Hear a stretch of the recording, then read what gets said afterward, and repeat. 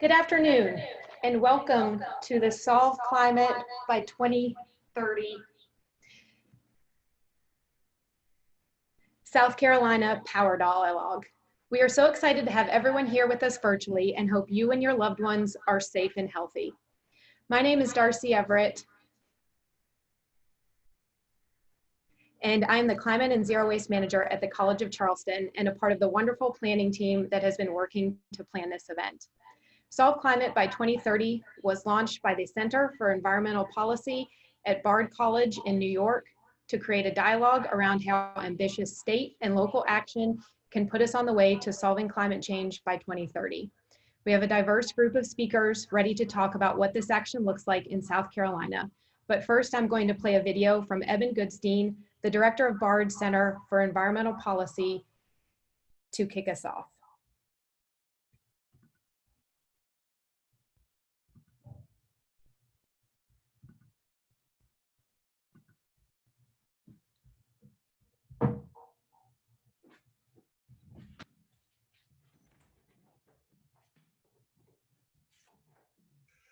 Welcome to Solve Climate by 2030. Today, universities in almost all 50 US states, Puerto Rico, DC, and several other countries are hosting state and region-wide webinars focused on ambitious and feasible things that we can all do in our cities, our towns, and states in the coming year to really move the needle on climate change. Here is the most important idea to take home today. What you do locally will change the future. Fact. The US state of Georgia is a top 10 solar state. The neighboring Sunshine State of Florida has very little solar power due to outdated laws and regulations. When we launched Solve Climate a year ago, we could never have imagined that today, entire countries and much of the world's economy would be shut down, with hundreds of thousands of people ill, thousands having passed away, and our health systems overwhelmed. I take that back. We could easily have imagined this. Our health experts and scientists warned us this was coming. After SARS and MERS, they told us this was coming, and yet we didn't take preventive action, we didn't prepare. COVID-19 has shown how fragile our health and economic systems are to extreme events.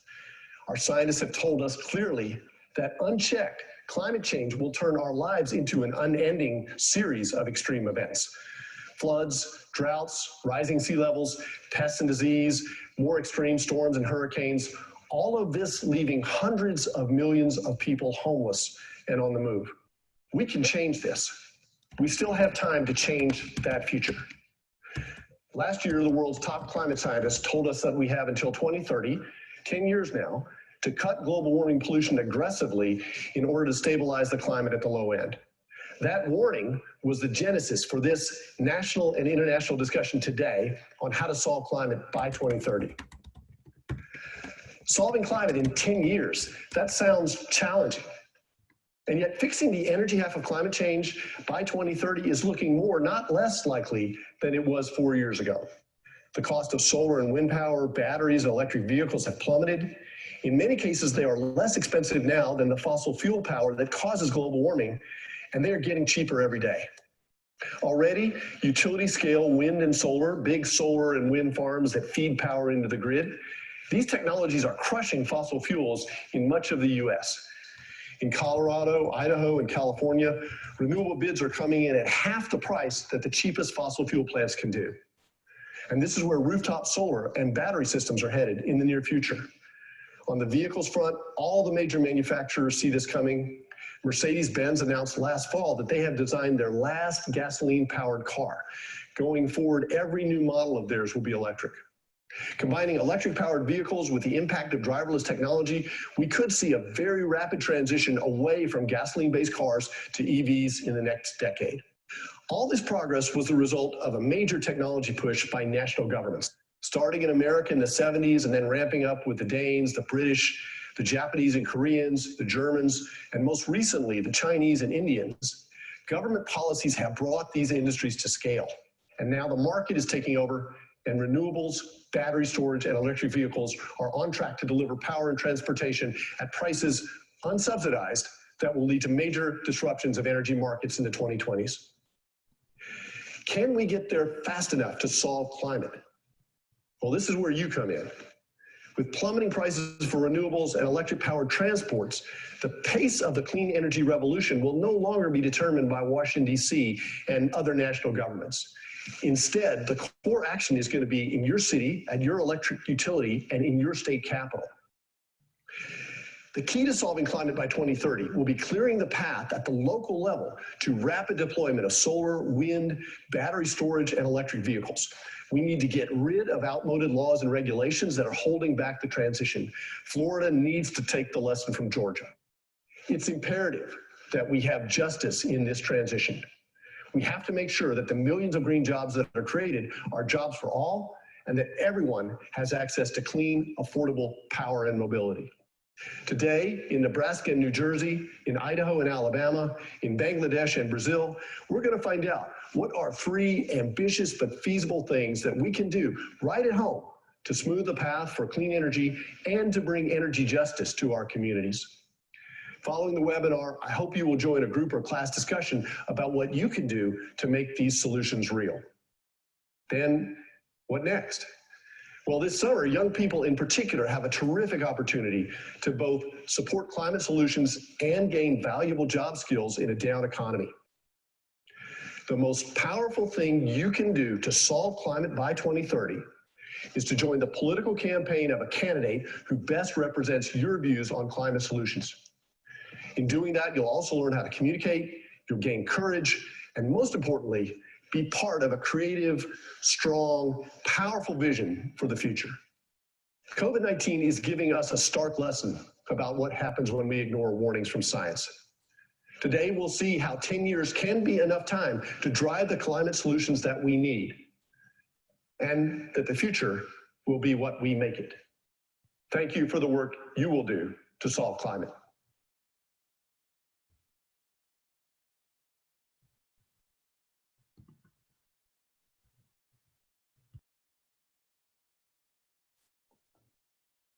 Hello, welcome to SC Solve Climate by 2030. My name's Libby Smith, and I'll quickly introduce myself. I'm going to serve as the moderator tonight. Once upon a time, a very long time ago, I was a young adult in the 60s when our country slowly became aware that we were systematically and possibly irretrievably damaging our environment. I was actually in Santa Barbara in '69 to watch the horror of the Santa Barbara oil spill. On the first Earth Day in 1970, I became an environmentalist and committed my future to working on improving our environment. That commitment led me to the new Environmental Protection Agency and to 30 years of working on delivering on that commitment that I had made that day in April 1970. When I retired 17 years ago, that wasn't the end of fighting for our environment, but was the beginning of a new chapter. For me, a chapter of citizen activism as a new way of keeping on what I'd started on Earth Day so many years ago.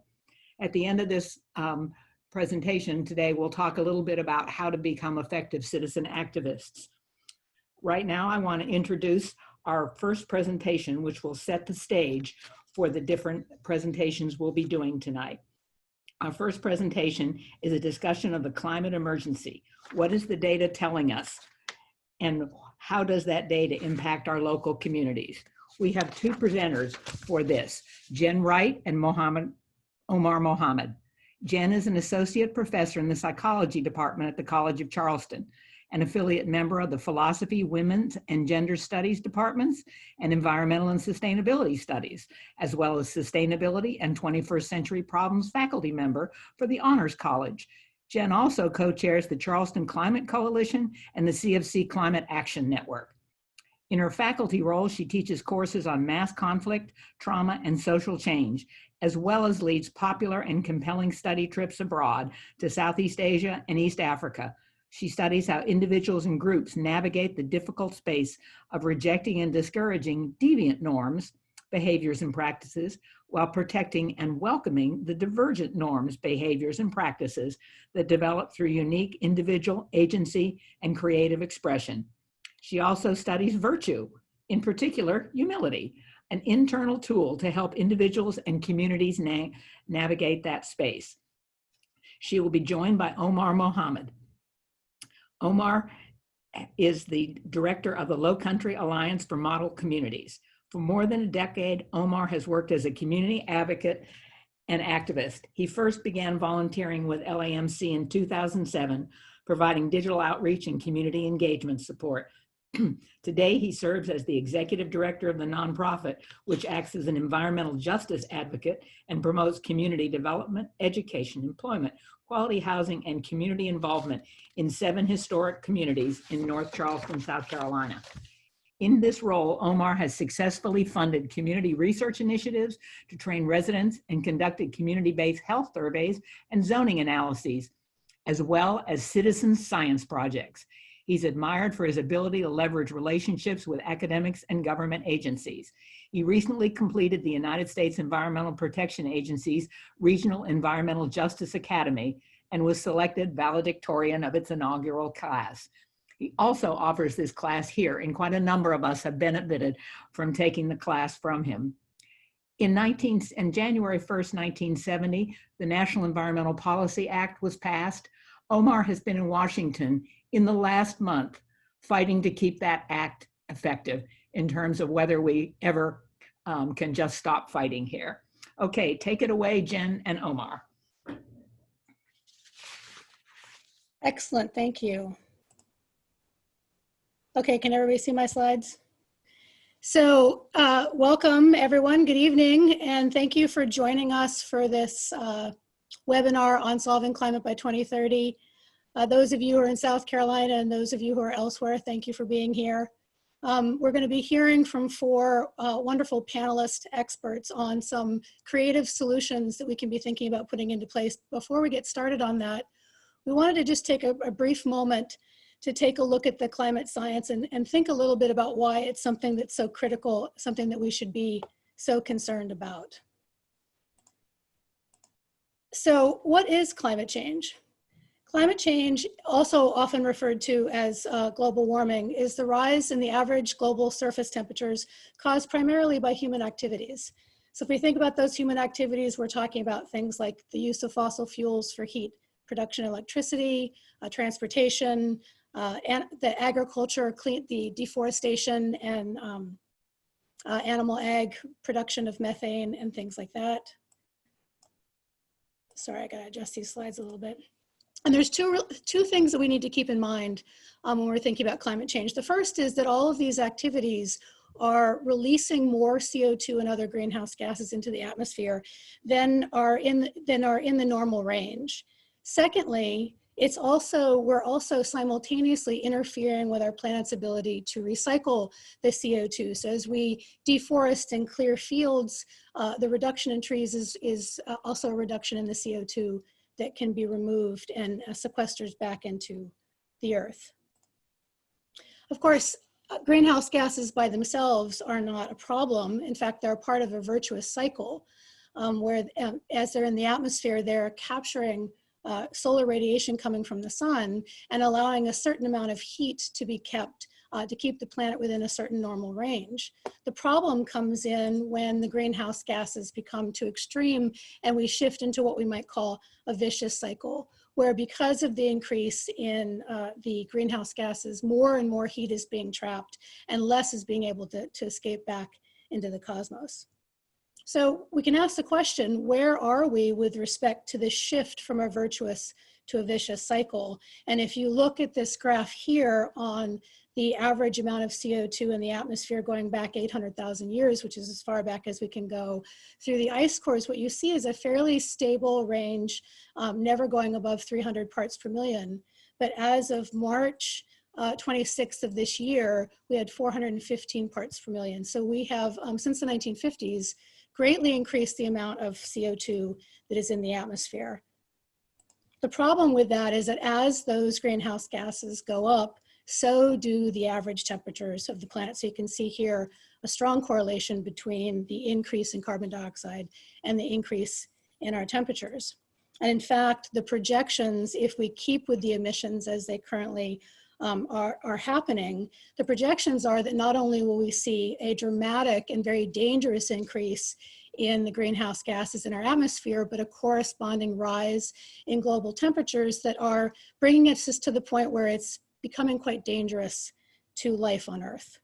And if you want to get a sense of what this is going to actually feel like on the ground, here is an indicator of the number of days above 100 degrees that we can anticipate by 2100. So I'm just going to let this play for a second so you can really absorb the number of days that are going to be above 100 degrees and the danger of that as we move forward into the future. So we might ask the question, okay, so temperatures are going to go up, we're going to have to spend more time indoors, we're going to have to run our air conditioning more, but what else is going to be happening? Why is climate change such a serious issue? What else can we expect to change as temperatures, as the greenhouse gases are going up and temperatures are rising? And of course, for those of us that are living on the East Coast and in South Carolina, one of the things that is most directly affecting us is the rise in sea levels. So one of the things that has happened as a function of the increase in temperatures is we've seen a corresponding decrease in our major landmass ice structures. So Greenland and our Antarctic ice sheets have been declining very steadily over time. And in addition to that, we're seeing a steady decrease in the amount of Arctic sea ice that that is being produced by the planet. And if you look at where we are in 2019, this little mark right here, just to give you an idea of how low that actually is, this band right here, that yellow arrow, is the band of variability of sea ice between 1981 and 2010. So that 30-year window, that was the bound of variability for sea ice. So we've dropped dramatically below that band already and can anticipate a further drop from there. One of the things obviously that follows from a decrease in sea ice is an increase in the amount of water that is in the oceans and seas, and that's leading to a sea level rise. We not only are experiencing that currently, as we'll see in a minute, but we also are seeing projections, again, if we continue with emissions the way they are, of as much as 4 feet increase over between now and 2100. And that's you know, that seems like a lot. But what does that really look like? Well, it looks like this, right? So this is something that we've already experienced quite frequently here in Charleston, where the streets are flooded. We have a king tide or we have a rain and the floods come in. And we've seen an increase in our coastal flood days. So if you look at this by decade, the amount of days, coastal flood days that we have, not only have these increased dramatically over time, but the number of them that are directly linked to sea level rise is quite high. So remember that 4-foot increase that I mentioned a moment ago. Here you can see a projection of Miami Beach, Florida, what it's going to look like at that 4-level increase. You can see that most of Miami Beach is underwater. Even if we have a more moderate increase in sea level rise to 2 feet, you can still see that quite a bit of what was once above ground is underwater. To bring that closer to home, this is the projection for Charleston 2030, so 10 years from now, the sea level and annual floods, so just the normal annual floods that we would expect. You can see how much of Charleston and the surrounding area, the peninsula, West Ashley, James Island, Mount Pleasant, is going to be below the water level by 2030. And if we project that out a little bit further to 2050, here you see 2 projections. One is looking at unchecked pollution. So this is what it's going to look like if we don't do anything. But even the projections with an extreme carbon cut are still looking pretty serious. You see still quite a bit of the Charleston area is underwater. And to just give you an idea of what this means, that little smiley face on the map, that's where I live, right? So in both of these scenarios, by 2050, I'm going to be swimming to work. Okay. So it's not just a matter of flooding and rising sea levels. We also are already experiencing and are going to continue to experience increased frequency in the range of extreme weather events. So for us, something that is near and dear to Charlestonians' hearts are the hurricanes that we've been experiencing fairly regularly. So everyone remembers Matthew. This was in 2016, ripping up the South Carolina coast. More recently, here's Hurricane Dorian hitting us around Myrtle Beach after having completely devastated the Bahamas as a Cat 5 hurricane. From 1980 to 2018, hurricanes have caused the most damage They've had the highest average event cost and are responsible for more deaths than any other billion-dollar weather or climate disaster type in the United States. And as the climate becomes warmer, we can expect that hurricanes are going to increase their precipitation by about 20% near the eye of the storm and increase their average storm intensity between 2 and 11%. And we have to remember that this is, Cat 5 storms are already increasing in their frequency. So if you look at the 30-year window between 1960 and 1999, there were 12 Cat 5 hurricanes. And then from the year 2000 to 2019, we had 14 of them. So if we look at what that's costing us in terms of the repair expenses, the amount of money that the US is shelling out to recover from these weather and climate events is increasing dramatically over time. And we have to also think about the fact that these events are not just hurricanes like what we're experiencing here on the coast, but a variety of other events throughout the country, including droughts and fires, which we'll talk about shortly. And it's important to recognize that because the rate of evaporation is changing, as the oceans are warming, the atmosphere is warming, more water is evaporating more rapidly, and also the atmosphere can store more water, which means there's greater variability, not only in flooding, but also in drought activity. So if you look at this graph here, you can see that from 1980 to 2010, even though the level of precipitation was increasing along the East Coast, there is a dramatic decrease in precipitation in California and along the western part of the United States. And of course, this leads directly to another very serious problem that we are seeing with climate change, is the increased severity and frequency of fires throughout the United States. So between 1964 and 1999, the number of acres burned never exceeded 7 million acres per year, which is a lot of land for sure. But between 2000 and 2019, 12 of those years have seen more than 7 million acres per year, with 2015 and 2017 both experiencing over 10 million acres of land burned. If you look at this graph, this is comparing two 15-year windows between 1984 and 1999 on the one hand and 2000 to 2014. The amount of increase in the annual acreages that are burned by wildfires. And you can see that obviously the western part of the United States is being the hardest hit, but the south is not without damage as well. And this really stands out when you look at the number of wildfires. This is just in the western part of the United States. The cumulative amount of acreage that's burned between 1985 and 2015 in terms of the wildfires, how much of that would have happened without climate change and how much of that is actually exacerbated by climate change. So obviously there are other things going on beyond climate change, but climate change is a huge part of this problem. And if we look at this final graph, which is showing the increase in weeks with which there will be a risk of very large fires, again, this is projecting mid-century, like 2040 to 2070. Again, the western part of the United States is going to be the hardest hit, but South Carolina is not invulnerable to this. We're going to also see increased risk in large fires moving forward. So we also have an increased stress on the sources of clean air and water. And this really should be obvious if you think about it. If you look at this figure of the causes of air pollution, the major causes of air pollution, several of them, fossil fuel emissions, agriculture, and waste production, these are actually the same human activities that are contributing to the greenhouse gases in the atmosphere. And then if we look at the other major causes of air pollution, wildfires and dust storms, these are being exacerbated. The frequency and severity is increasing as a function of climate change.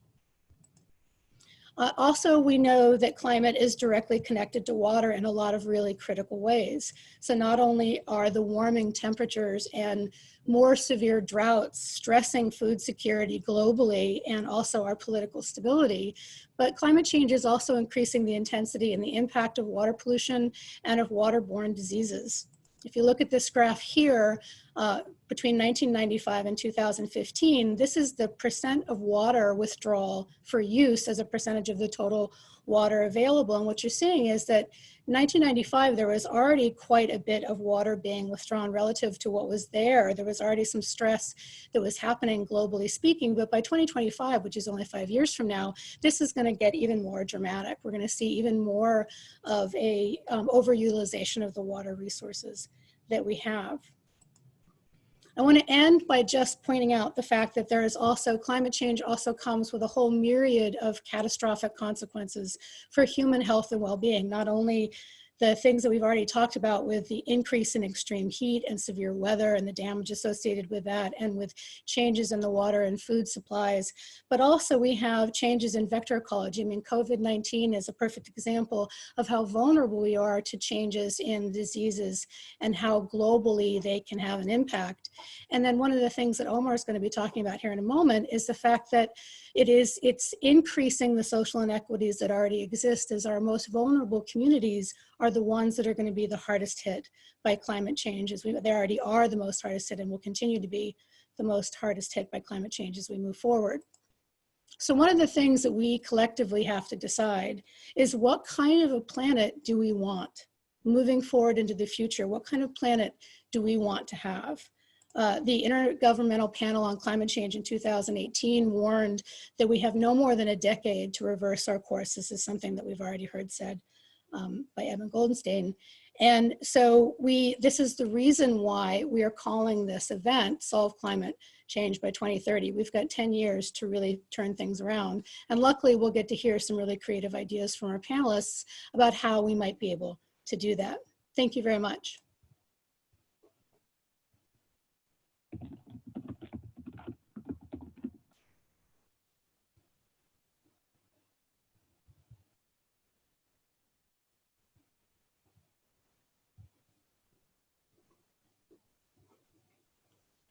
So Omar, I'm turning it over to you.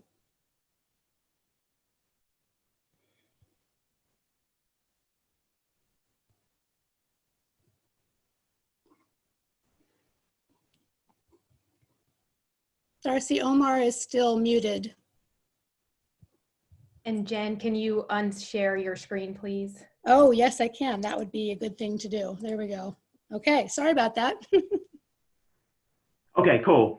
So yes, Omar Mohammed from the Low Country Alliance for Model Communities. I am honored to be here sharing with you all at least my perspective in the work we do in vulnerable communities, and how climate change is impacting those communities in adverse ways.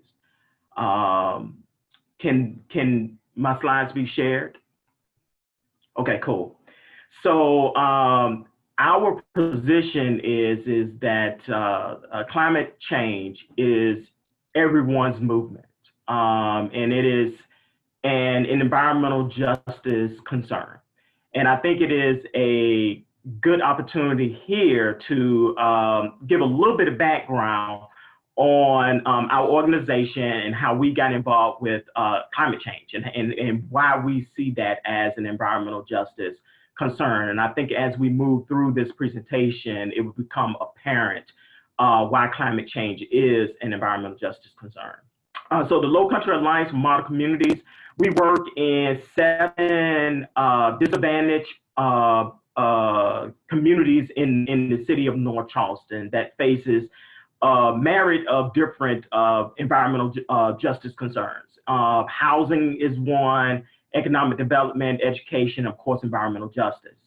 And we see climate change as an environmental justice concern.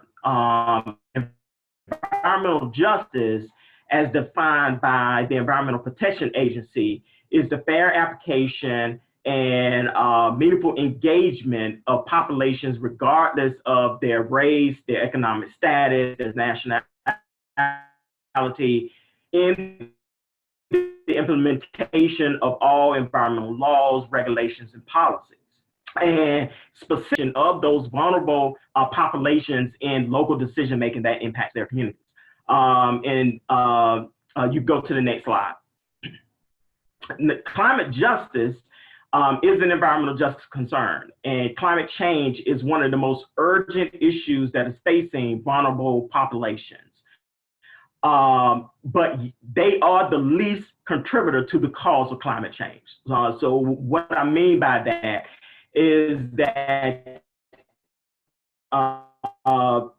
those who are privileged enough to have vehicles. We move about our neighborhoods, our places of work, using a car or using some type of mode of transportation other than walking or biking.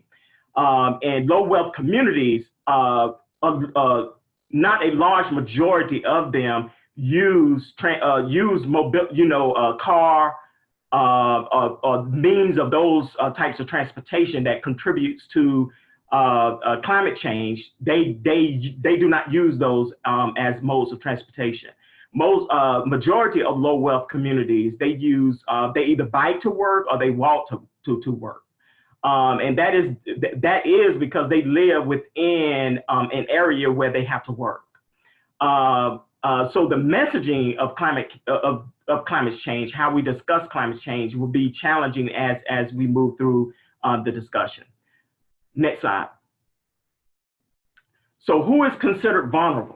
Many of us do not really consider ourselves as vulnerable to the impacts of climate change. But if we really consider what is climate change, we all are vulnerable. We're all vulnerable to sea level rise. We all are vulnerable to extreme weather events. However, disadvantaged groups are disproportionately impacted by climate change. And I'm going, as we move through this, I will talk about what that looks like. Next slide. So these are just some examples in some of the communities that we work in. The housing conditions in some of the communities. So you have where homes are being cooled with a window unit, air conditioning unit. In order to insulate around the window, they use sheets or pillows or different types of material, household materials, to insulate to keep the cool air in. So it is a lot of energy consumption, loss of energy within homes because they cannot. These homes are not weatherized in a manner where they keep cool air in, keep heat in. And in the wintertime, cold air can come into the home. In the summertime, hot air can come into the home. So that the homes are not weatherized in a manner which is that promotes energy efficient. Why is that a climate change issue? It's a climate change issue because vulnerable populations have high incidence of asthma, high incidence of other health concerns that extreme weather event can lead to hospitalization around asthma, around heart disease, around other types of issues. So when when their home is not properly heated in the wintertime, that can cause health issues. When their home is not properly cooled in the summertime, it can cause issues around asthma and other types of health concerns that will cause them to be either have asthma attack or other types of health issues. We also see poor conditions of roofs in homes, particularly in low wealth communities, where water intrusion can cause other issues around mold and other types of health issues that can contribute to other health issues as well. So when we think about climate change, we also think about how can we strengthen the existing infrastructure in communities to make them stronger. So how can we weatherize homes in a way that prevents to weatherize their homes in a way that prevent extreme weather events from impacting their health? How can we improve the conditions of the structures of these homes to keep water intrusion out of their homes, to reduce mold and mildew in homes that can cause asthma and other type of breathing issues? Next slide, please. So this is a information that I borrowed from EPA, and it talks about the different types of impacts from climate change on vulnerable populations. And when we talk about vulnerable populations, we're talking about our elderly adults, and we're talking about our younger children, individuals in the community. So when you talk about extreme weather events like heat, some of the examples of the health impacts is heat cramps, heat exhaustion, heat stroke, hypothermia, and dehydration. All this can be caused when a home is not properly cooled. But it also, climate change can impact air quality. So it can trap air particles, particulate matter that can really cause asthma in low wealth communities. It can trap those particles at a level where people are breathing those particulate matters in. So it can cause premature death. It can cause heart disease, respiratory illness, and asthma. It can make asthma conditions worse in individuals that are suffering from asthma and bronchitis and other types of respiratory concerns. And some of the things that we do not consider when we're talking about climate change is the access to safe food. When you look at low wealth communities, they're already in a food desert. And we encourage communities in those situations to grow community gardens, to grow urban farms and those types of to give them access to food. But the one thing that we overlook is that most of these communities are host sites to industrial operations. They're host sites to Superfund sites, brownfield sites. So when you have flooding events that happens in those communities, those kind of heavy metals that are on brownfields or the contaminants that are on Superfund sites, when those areas flood, they flood into those communities. So those very areas that we're telling people to grow community gardens and to grow or have urban farms, they are being impacted by heavy metals and contaminants that are flowing from these potential contaminated sites.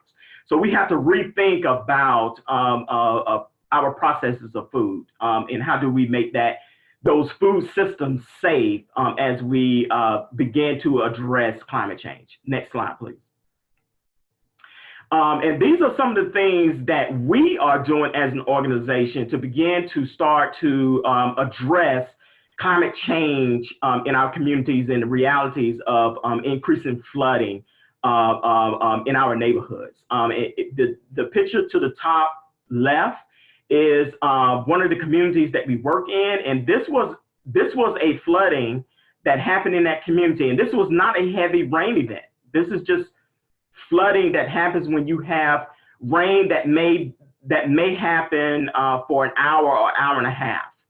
And this happens because we develop in communities, develop around communities, and we do not have sustainable practices in those developments that allow water to be able to run back into the aquifer or run into a system where it can be cleaned and slowly released back into our water systems, and the water just pools here in communities. Some of the strategies that we are talking about doing is creating more green space in these communities.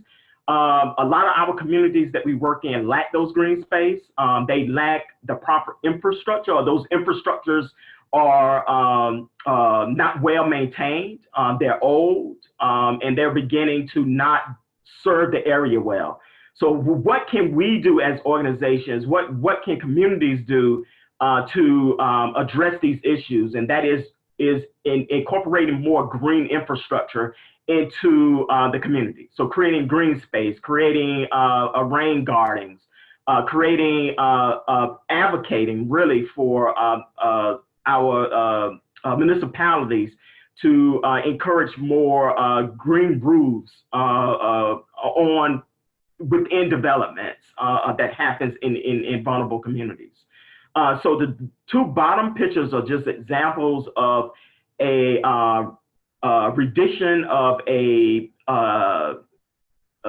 park, linear park that we want to build in one of the communities in North Charleston that we believe we can incorporate some green infrastructure in this, bioswales, some other types of green infrastructure that will allow water to be held and slowly released back into the system and not pool in the communities. And I believe that is my last slide. Yes. So what can we do as citizens in helping to combat climate change?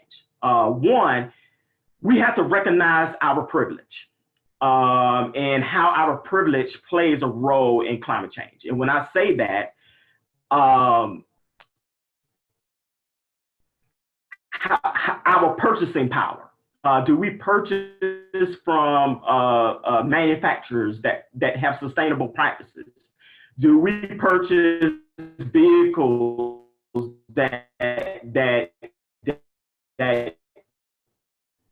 use less fossil fuels, that contribute to advocating the national for environmental policies that are environmental friendly, but also protects the vulnerable populations and communities, and then also looking for better land use decisions and policies at the local level. So advocating for how our local municipalities can encourage more sustainable practices in designs, how they can encourage developers to incorporate more green space within their designs, to be able to capture water and to be able to move water to the systems and hold that water and slowly release that water systems. This is my last slide and I'm going to end there. Thank you.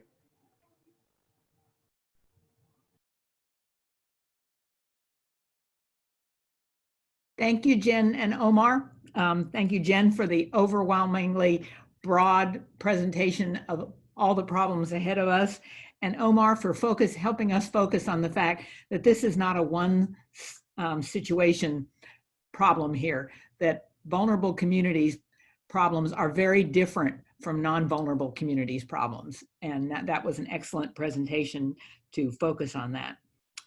Folks, we will have a question and answer session after we listen to the next four panelists, and you'll be able to ask questions of both Jen and Omar as well as the panelists. You don't need to worry about trying to remember your questions. At the bottom, there's a little box where you can click on Q&A, and inside it says, type your question here. And if you will type your question there and hit send, the questions will be screened for duplicates, and then they will move back into that box. So don't panic if you don't see your question immediately. And Katie will move the questions over and handle parceling them out to the panelists. Tonight, we're talking about some specific solutions where we see a path forward to moderating the effects of climate change. There is, however, no silver bullet, no one solution, like let's get rid of fossil fuels and then all will be well. As a planet, we have to make many changes, and we have to get going on those changes now, or perhaps 10 years ago would have been a good time. It's hard not to be struck by the similarity of the discussion we're having about COVID virus and our discussion of how to attract climate change. In both questions, the goal is to flatten the curve. In both cases, we do all we know how to do, and we do it now to start making progress. We don't wait for the perfect fix or for the arrival of a magic wand, perhaps. If we don't act, the situation will only get worse, as we see it doing with the viruses. Our panelists will be telling us about pieces of the solution that we can do now and how to get moving on these solutions. Our first panelist is Mark Gould, and his topic will be policy. Mark is the founder and lead organizer for the Citizens Climate Lobby in Charleston. He founded the Charleston Chapter in 2015 after retiring from a career as an environmental engineer, working on air pollution control, greenhouse gas emissions, modeling, and processes to convert waste to fertilizer. He's still the lead organizer for the Citizens Climate Lobby in Charleston and helped Sophia and Kylie start with the start of the Citizens Climate Education on campus. He lives in downtown Charleston, next door to his 3 grandchildren. I'm very jealous. Go ahead, Mark.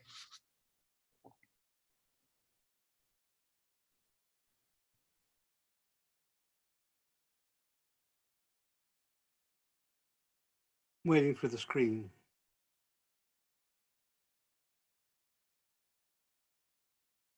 You're all good, Mark. Okay. I'm grateful for the opportunity to be on this panel with so many friends and colleagues, and I hope I could contribute to the conversation about how we can solve climate by 2030. I'm going to focus on CO2 emissions from fossil fuels, which are responsible for 70 to 75% of global warming to date. In 2018, the IPCC reported that to keep the global temperature increase below 1.5 degrees Celsius, the entire global energy economy must reach zero CO2 emissions by 2050. I ask myself every day, is this remotely possible? I don't know.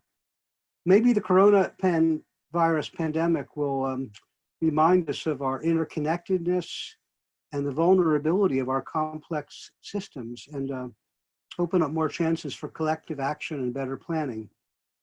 The technologies for producing and storing and clean energy and using energy more efficiently are lower in cost than fossil fuel use and scalable now to large economies. Automakers are planning all electric cars in a few years. Even so, it will take stronger economic incentives in many years to deploy these technologies globally. Fossil fuels are priced so low that there's insufficient incentive to conserve or look for cleaner alternatives when so much capital is sunk into existing facilities and fossil fuel reserves. And I'm going to focus on the solution, the policy solution of putting a price on the carbon content of fossil fuels to correct these perverse incentives that we have now. For example, when you buy gas or electricity or any product, you're paying for the cost of production and delivery of energy, but not the externalized costs or impacts on the environment or people, getting flooded out, suffering unnecessarily from respiratory illnesses, or any of the other horrendous global impacts of warming, collectively called the social cost of carbon. I remember when my workplace and my parents' house were filled with cigarette smoke. Greatly increased cigarette taxes started to change people's buying habits. What followed were shifts in culture, customs, and more restrictions on where you can smoke. Can the same thing be done by taxing the carbon content of fossil fuels? Probably yes, if the price is set high enough. It starts now. Up till now, this has mostly been done through a process called cap and trade. A trading zone or government entity issues allowances to electrical utilities to emit CO2. Emissions allowances may be traded among emitters so that the one who can reduce emissions most cheaply can sell their allowances, in theory optimizing the use of resources needed to reduce emissions. The number of allowances in circulation are reduced periodically to meet emissions goals. A national cap and trade bill passed the House in 2009, never made it to the Senate, leaving states and regions to create their own markets. The Regional Greenhouse Gas Initiative, RGGI, covering 10 northeastern states, is a good example. Most of the carbon pricing, the allowances are currently trading at about $6 per ton of CO2 emitted, which is too low. Most carbon pricing economists believe the price must be at least $50 a ton to make any difference. There's just too many credits issued and they're not being drawn down quick enough. According to the data I've looked at, it appears that the RGGI region has about the same emissions reduction as states without cap and trade. And this is mostly due, like it is everywhere, to transition to natural gas made available by fracking. Note again, RGGI applies only to large electrical generating facilities, no other emission sources. And the shortcomings of RGGI are pretty characteristic of cap and trade regimes throughout the world. Markets can also be used to stimulate carbon capture and storage, carbon sequestration in soil, and planting forests. These projects can earn emissions allowances or money on voluntary carbon markets, like if you offset your plane trip with a payment to support projects like these. The Economist statement, signed by 27 Nobel laureate economists and many Federal Reserve presidents and presidential economic advisors, stated, and I quote, "A carbon tax offers the most cost-effective lever to reduce carbon emissions at the scale and speed that is necessary. By correcting a well-known market failure, the carbon tax will send a powerful price signal to steer economic actors towards a low carbon future." End quote. A tax on the carbon content of fossil fuels would be levied the point of production, the mine, the wellhead, the port of entry, where it's easiest and least intrusive. The fee would increase every year, providing a predictable and consistent price signal to those who make long-term investments in energy sourcing and energy efficiency, like utility companies, property management companies, major industrial users, governments. The prices will ripple down through every energy using decision in the overall economy, not just electrical power generation. If you're upgrading an apartment building or managing a fleet of diesel trucks, you would be paying attention to this. The version I'm going to describe in detail is called the Energy Innovation and Carbon Dividend Act, or House Bill H.R. 763, which is now a bill in the US Congress. Citizens Climate Lobby helped create this bill and is fully focused on trying to get it enacted. Here are the major provisions. Coal, oil, and gas would be taxed at the point of production. The tax begins at $15 per ton and increases by $10 a year. If enacted in 2021, the price of carbon by 2030 would be $95 a ton, CO2 emissions, high enough to put coal out of business and reduce electrical generating emissions by 70% in these first 10 years. The bill sets a goal of 54% reduction in all US fossil fuel emissions in the first 15 years and allows the tax rate to increase more rapidly if necessary to achieve that goal. But the effect on consumer prices will be manageable. As Omar pointed out, many people are struggling with electric bills and with the cost of transportation. This will increase the cost of a gallon of gasoline by 10 cents per year, or $1 a gallon or so by 2030, and add about 2% of inflation over the next 10 years. The fee will generate a lot of money, perhaps $1.5 to $2 trillion in the first 10 years. That's comparable to Trump's tax cut. It's huge. Much of the current discussion is about what to do with the money. Lindsey Graham, who supports a carbon fee in principle, will use it for infrastructure. Other economists suggest using it to offset other taxes or subsidize clean energy R&D. But remember the yellow vest movement in France? A populist revolt over a carbon tax on gasoline. That reaction showed that carbon pricing policy must be sensitive to its impact on struggling and low-income people.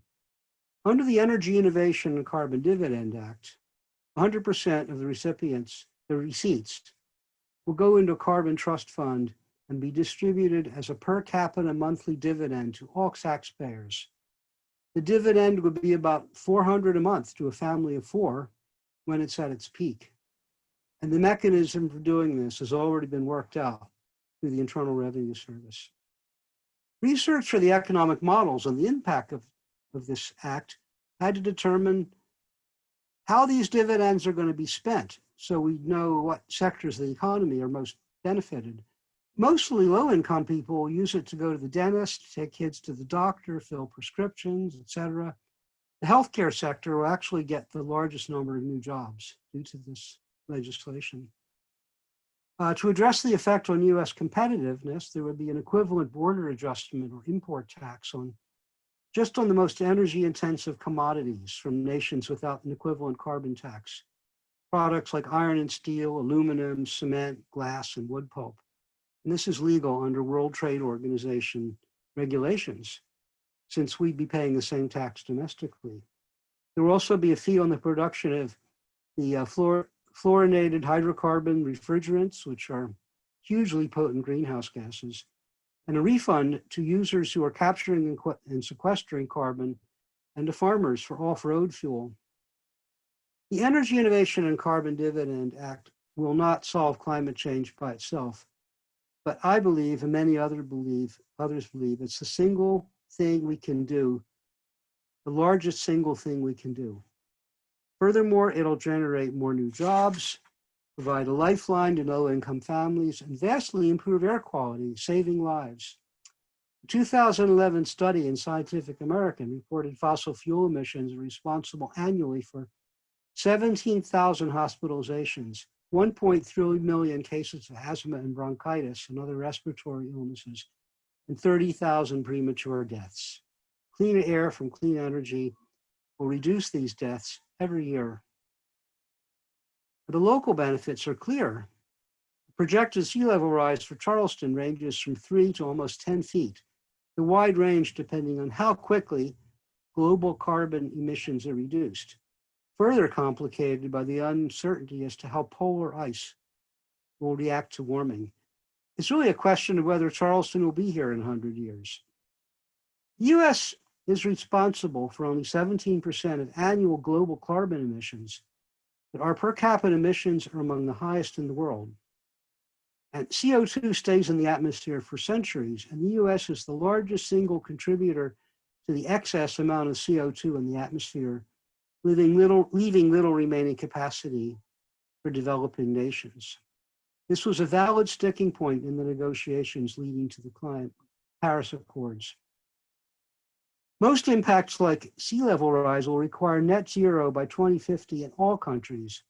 Rigorous carbon pricing and the technology unleashes will put the US back in the world leadership position and allow us to help developing countries leapfrog the coal era with clean energy technologies, preserve forests, and improve the standards of living.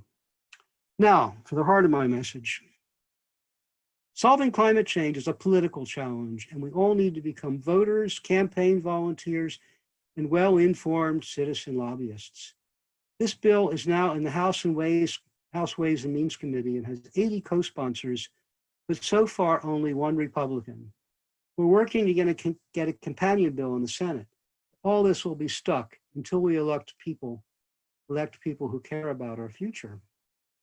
Wealthy, powerful legacy industries like fossil fuel producers and monopolistic utilities will do everything they can to preserve profits and stock values, buying political influence and funding misinformation.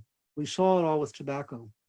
And this is easy for them because many Americans are adverse to taxes and government action and being told what they cannot and can do. We have to craft hopeful and inclusive messages that don't pit, quote, elites against people who are struggling to pay their bills. Messages that resonate with small business owners, principled conservatives, and people of faith.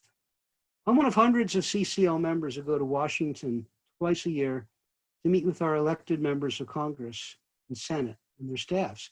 Every meeting I go to, I hear the same thing. We're not hearing enough about climate change. They respond to the numbers of people who call, write, and email and what they are interested in. Political will must be built here in Charleston as well as Washington to change that. We write letters to news media, visit with in-state congressional offices, run outreach and student programs, and try to get statements of support from businesses, churches, and other organizations. We're were before the pandemic hit, lobbying Charleston City Council members for a resolution in support of carbon pricing and helping students at Academic Magnet High School gain city student council resolutions in support of climate change.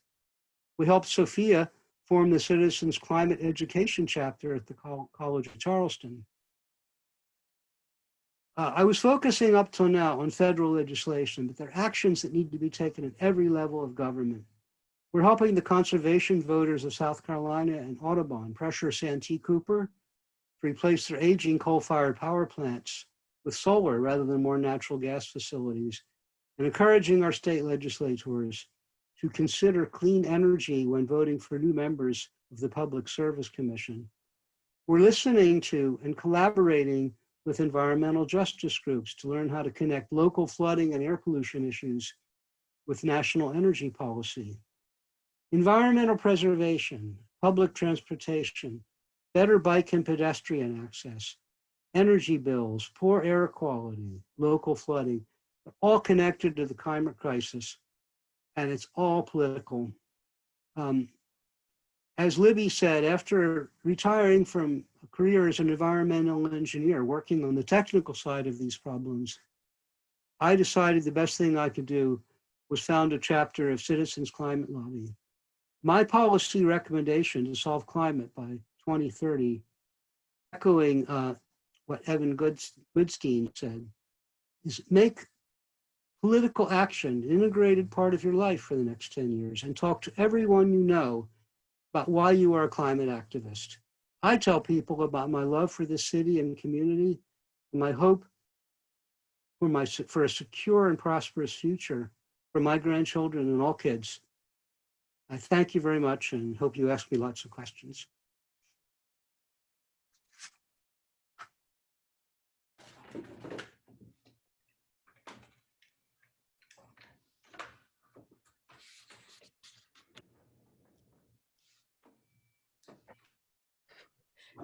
Libby, we're ready for the next speaker. I know. I am getting this threat, there it is, about the fact that my battery is running low. One moment while I plug it in. Okay. And we're going to be moving on to Eddie Moore with the Coastal Conservation League. Thank you very much, Mark. I skipped that part while I was plugging in. Eddie joined the Conservation League in 2017 from the Arkansas Public Service Commission. Speaking of public service commissions, where he served as an administrative law judge and helped implement an expansion of public utility funded energy efficiency programs.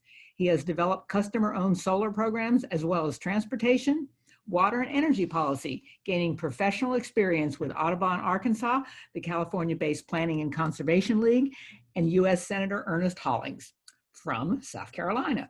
Eddie holds a BA from Yale, an MA in U.S. History from American University, and a JD from the University of Arkansas at Little Rock. In his free time, he likes to cook, bike, play Frisbee, collect fossil fuels, and tell us how to fix climate change. Go for it, Eddie. Hey, I collect fossils, not the fossil fuels.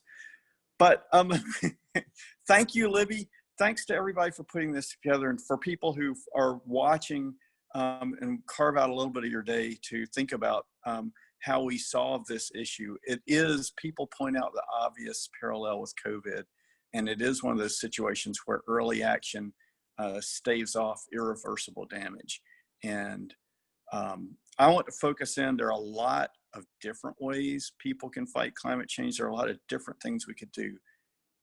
Having thought about it a lot, I'm trying to focus in on the thing that is very doable in the near term in this state that people may not realize is doable, and that is an essential big chunk of the problem. So if you add up the actual carbon emissions put out in the state of South Carolina right now, it is roughly 70 million tons a year. Out of that 70, about 30 is from the power sector, and about 30 is from motor vehicles. The other 10 is miscellaneous stuff. I'll just point out at the outset, if you don't solve the electric power system issue, then you can't solve the motor vehicle issue, because the motor vehicles are trending electric. So if you have a dirty power system, you still have two problems to solve: dirty electric, dirty motor vehicle. If you solve the electric power system, you're also making a contribution, significant contribution, to getting cleaner and cleaner vehicles. You're killing two birds with one stone. So many of you may be familiar with what's called the 80-20 rule. Any problem you tackle, 80% of the problem is in 20% of the area you could tackle. That is roughly true here. There are many power plants in South Carolina. Only 5 of them are producing over 70% of the carbon emissions. And those 5 power plants are not in the money. What I mean by that is they're actually running at a higher cost than replacement energy. Those 5 power plants are coal plants. They're not evenly distributed all across the state. We have 3 major utilities in the state that generate power. We have Duke Energy, largely in the upstate. We have Santee Cooper. It has territory in Myrtle Beach, but it also supplies power to the electric cooperatives throughout the state. And then we have Dominion Energy, formerly South Carolina Electric and Gas. So those are our 3 main utilities in South Carolina. And the reason I'm talking about in South Carolina, carbon emissions are a global problem. If we can reduce carbon anywhere, it helps us here. So we shouldn't think of it as just a state, as though there were a bubble around the state. But the reason I'm focusing in on South Carolina is because we have direct influence over carbon emissions in South Carolina through our state government and through our own activities. So only 2 of those South Carolina power companies own all of the remaining coal plants. One of them Santee Cooper and one of them's Dominion. Now you might think it would be great if we had a process where we could go in and look at the mix of power plants and change that, and we do. As of last year, we passed a law called the Energy Freedom Act, and it sets up a process to examine a 15-year look forward for Dominion and Duke.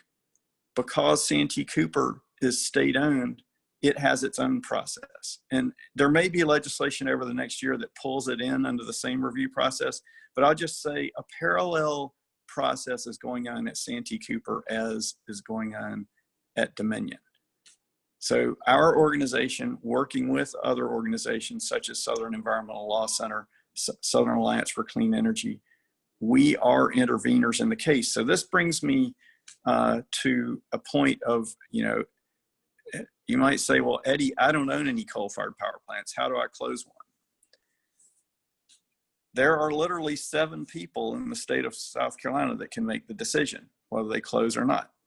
There's a state commission. It's called the Public Service Commission.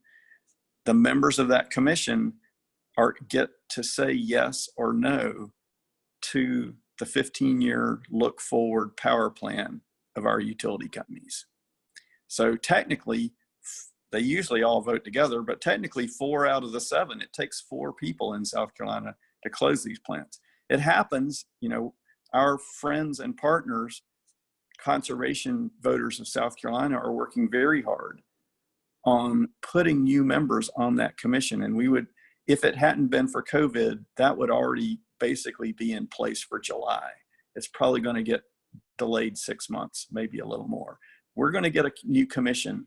That commission's going to consider the plans of whether to keep or retire existing power plants. So I'm going to drill down into that a little bit more. I remember I said 30 million tons of the pollution is coming out of the electric power sector. 22 million out of that 30 is coming from these 5 old coal plants. Let's say you retire a coal plant and you replace it with a natural gas plant. We've gone 2 steps forward and 1 step back. The gas plant pollutes half as much as the coal plant. So that's better, but it's not good enough to stop the kind of warming that Jen outlined. So our trick is to get retirement dates set by our utility companies and by our state officials, and they do answer to the state legislature. We need to get retirement dates on those 5 plants, and we need to get a replacement plan that is based on 0 carbon emissions. And you might say, well, is that possible? We've looked at this issue at Santee Cooper in extraordinary detail. Us and several other organizations with expertise in this area hired some of the leading experts in the US, and they did a detailed study of Santee Cooper, and they showed that between now and 2030, you can shift that system over 80% 0 carbon emissions at a lower cost than if you don't do it. I want a little shout out here to Omar. He talked about energy efficiency. That's a significant part of the issue. And so you might think, well, if I'm paying on my electric bill and some of that money is a rebate to fix somebody else's house, why am I subsidizing somebody else? You're not helping them, you're helping yourself in 2 ways. One is that you're solving the climate issue, but the other is we are all connected physically through the electric system to each other. We get charged the same rate for electricity. I pay the same amount per kilowatt hour as you.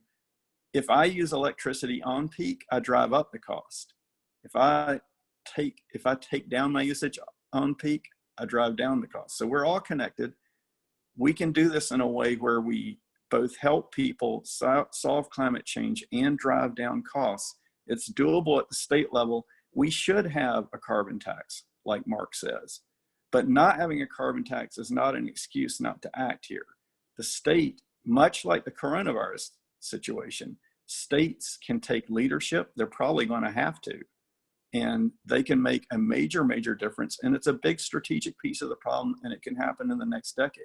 So I'll just leave it at that and be glad to answer questions.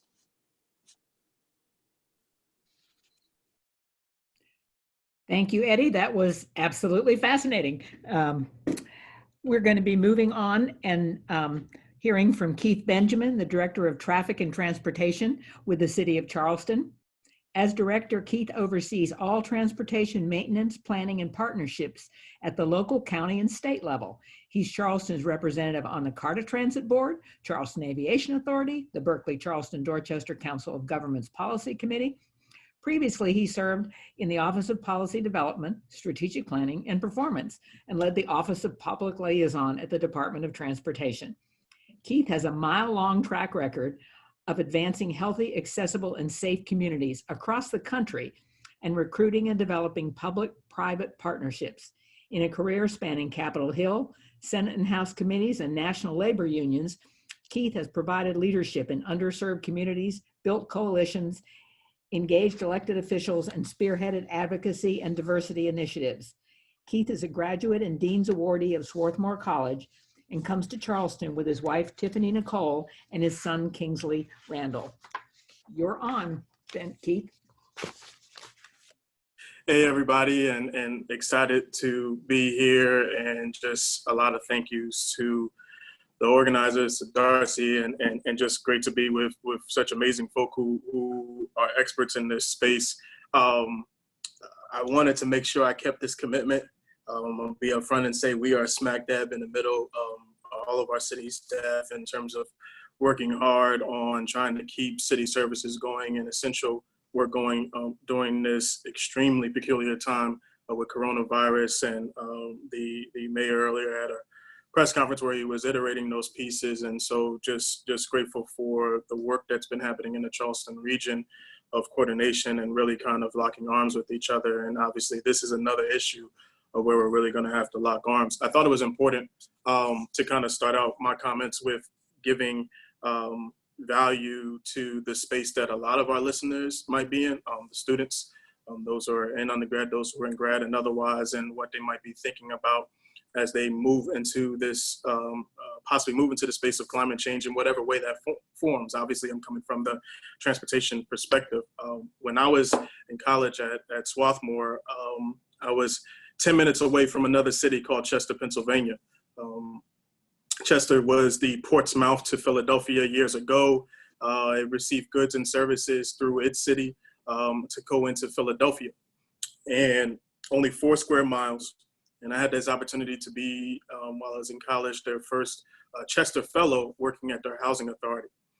And interestingly enough, there were some mothers who had gotten together because the homes in that city, that very small city, just were completely decrepit, and the environmental issues around a lot of the neighborhoods were problematic. And so there was a group of 6 mothers who came together and decided to sue the city, and they won. They sued the city and made their claims, and the city actually went into receivership, and the housing authority had to get grants, Hope 6 grants, to completely renovate all the housing authority properties in that community.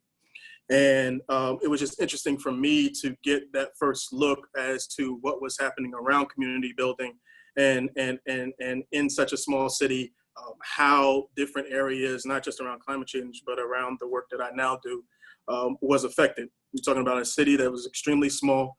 All major transportation either went through the city or around the city. It didn't stop in that city. So 95 split the city in half. 476 went around the city. All 3 major waste management facilities for the entire county area were in that 4 square mile city. The main jail for that county was in that city. And so you're talking about a community that on a daily basis was feeling this myriad of issues that were compounded in a way of saying, like, your community did not matter.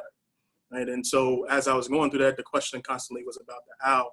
And it was that space and that moment of time that kind of got me engaged and passionate about being a part of the hard conversations about how we're building community and what does that look, not just for some, but for everybody. So flash forward, I get this chance to occupy this space and sit in this seat, and very privileged to do so.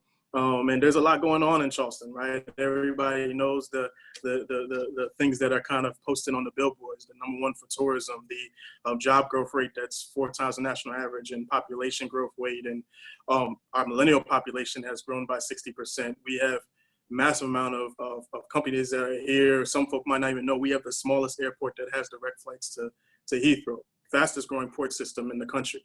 A lot of particular things that are happening, but there's another side to that coin. The average Charlestonian in our region spends about a third of their income on housing, at another third, 15% for transportation. If you're below the poverty line, that can be upwards of 80%. We're going through coronavirus, and there's a lot of people who are suffering who are in the food, beverage, and hospitality, which is a backbone for us. Less than 20% of those individuals actually live on our peninsula. So they're traveling from somewhere else to get to work every day. And if they don't own a car, they're regulated to disconnected modes of transportation just to get to work, right? Our transit system, right? About 75% of our transit users make $45,000 a year or less, and well over 80% of them don't own a car. So there's another way in which they're getting to that transit stop. And the reason why I put that out there is because they're concerned about safety. Omar lifted this up about who's primarily using those modes. Charleston is #1 in the state for bike, pet, death, and injuries. 43% of them are African-American. We're #2 for speed fatalities. We're #5 for DUIs. And so this question about accessibility and the growing gap between access and opportunity is a piece of the conversation that we cannot ignore as we talk, not just about climate change, but what communities should look like, right? And so I think that that's an important piece of the conversation that is not just a side item, it's the item, right? If we're successful about what communities should be and otherwise, then it's about the whole, right? A system is a collection of the whole, right? There can't be gaps in that. So just a couple things to uplift as we have this conversation, just to be mindful of. One is that I truly believe that if we do this work properly, then we have to acknowledge a history that unfortunately was purposeful in dictating who had access and who didn't, who was safe and who wasn't. And I bring that up because I think there's, and Omar hit on parts of this already, but there's a way in which we can jump right over that to start talking about solutions without giving the acknowledgement of how we got to the problem. And so if we're really going to be delving into this issue about climate change, what exactly that looks like, right? Then we have to tell the truth about who's suffering right now, right?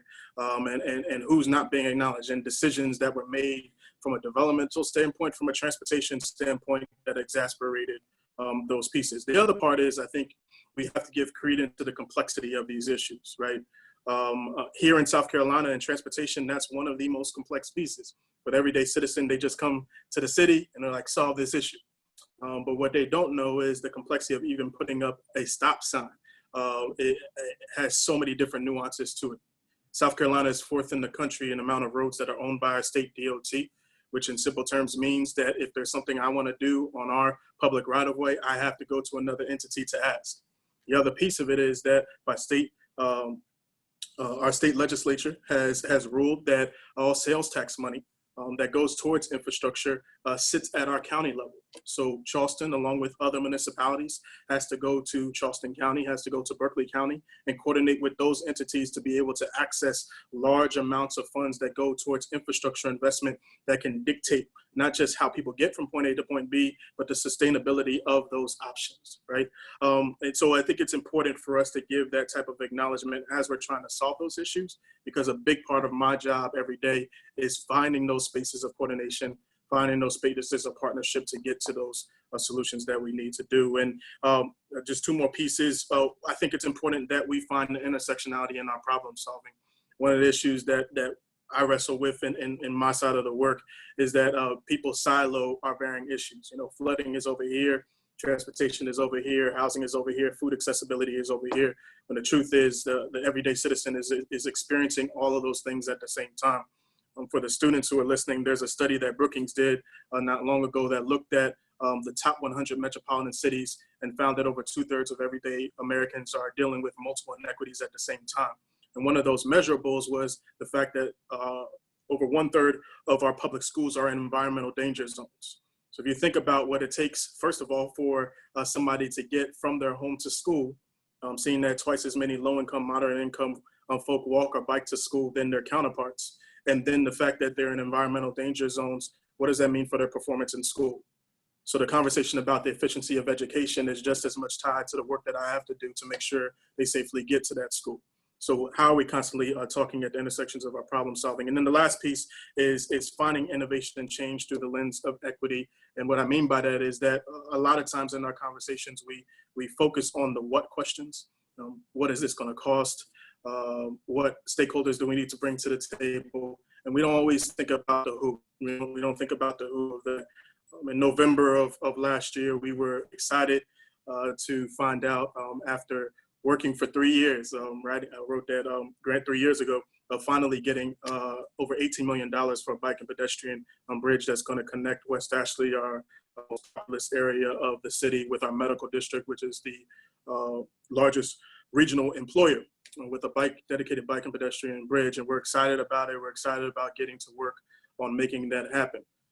But I remember distinctly when we were writing it in our first year, and I pulled the short straw to have to take pictures out there, that as I was taking pictures and minding my business, a young man about my age walked right by me in his chef's outfit with a lunch bag in tow. And that was his way of getting to work at the Marriott that's right next door to my office, to walk across a bridge that wasn't accommodating for him. And so I think it's imperative that we talk about these issues for how it affects everybody, not just some, and we give that context with every piece of the solutions that we raise. So I think I hit enough of my time, but just wanted to lay out those particular pieces from the transportation perspective.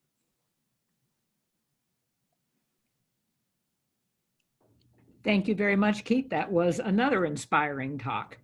We're now going to move on to a particularly surprising one that deals with food and agriculture, which is just as important issue as all of the energy issues. Sam Norton is the founder of Heron Farms. The idea for Heron Farms was the ultimate answer to a question Sam asked as a graduate student at the College of Charleston. What if we used the problem of sea level rise as the main resource for a new kind of agriculture? In 2018, Sam's concept won first place at the South Carolina Department of Agriculture's inaugural startup competition. Today, Heron Farms is considered the world's first indoor saltwater farm. Sam grows sea beans, a more salt-tolerant cousin to beets and spinach. In addition to Sam and his team plant 1 square foot of marsh with sea beans for every pound sold. We can learn more about the farm and Sam's work on Heron Farms right now. Go for it, Sam.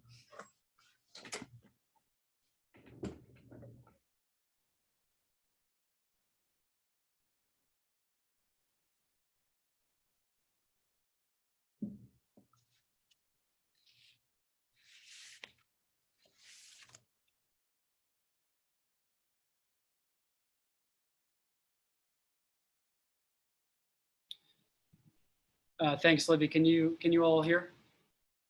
Okay, great. Agriculture, 24% of global emissions. And it's the farmers' fault. They've imperiled us. No, it isn't that simple. And if you've ever eaten, you're complicit in this. And so we have to back up. How did we get here? Our ancestors 10,000 years ago took seeds from the delicious, the useful, the productive plants around them. They sowed them in good soil and they provided them fresh water and they created agriculture. This allowed us to settle in groups and it allowed some of the folks who were not involved in growing food to pursue art, music, science, politics, war, culture. And now it is 10,000 years later. And when we wake up tomorrow, there's going to be 350,000 new mouths to feed. The earth's going to have less fresh water, less good soil. We're going to continue to be moving people off of the land they're farming and into the cities and letting machines take over the agriculture. That's where we're headed. The whole point of the Industrial Revolution was to replace folks with machines, and it's been doing a good job. Under the natural processes, agricultural of the world, the land is infinite, and man seems to make it finite. And the 24% of global emissions, and we have to include forestry in that for the sake of this argument, but as Jen mentioned, this would include cutting down a forest to replace it with a palm oil plantation, or to replace it with cattle, or methane coming from saturated rice field, rotting food in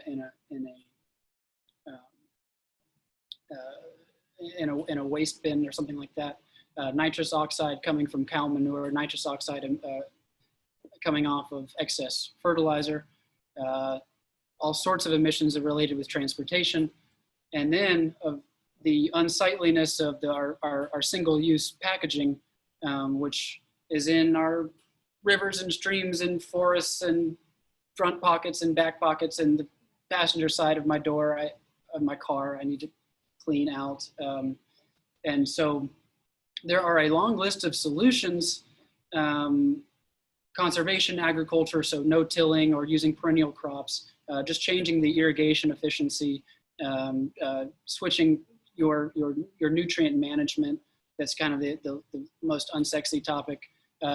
There's grassland protection, marshland protection, forest protection, indigenous people's land rights, the rights of female farmers around the world who make up 43% of the ag force, but are in developing countries not able to access the education sometimes, or the land rights, or the credit, importantly, although they do produce as much food as their male counterparts. But the two that are the most important are going to be food waste and switching to a plant-based diet. And to put a number on it, it's estimated around 80 to 90 gigatons of emissions of carbon dioxide saved from entering the atmosphere between 2020 and 2050 by changing our habits with these two topics.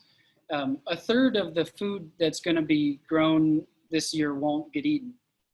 And that kind of presents itself in two different ways. In the US and in developed countries, it means that the end consumer throws away a bunch of food. Check your waste basket next time it goes out. It gets picked up by the city. I used to wash dishes up until just a few months ago at restaurants around town, and a lot of food comes back to the dish pit.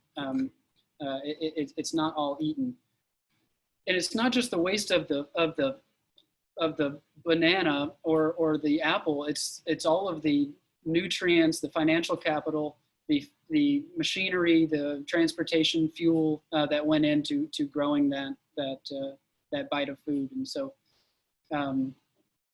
in developing countries, the waste is happening at the beginning of the stream, and so.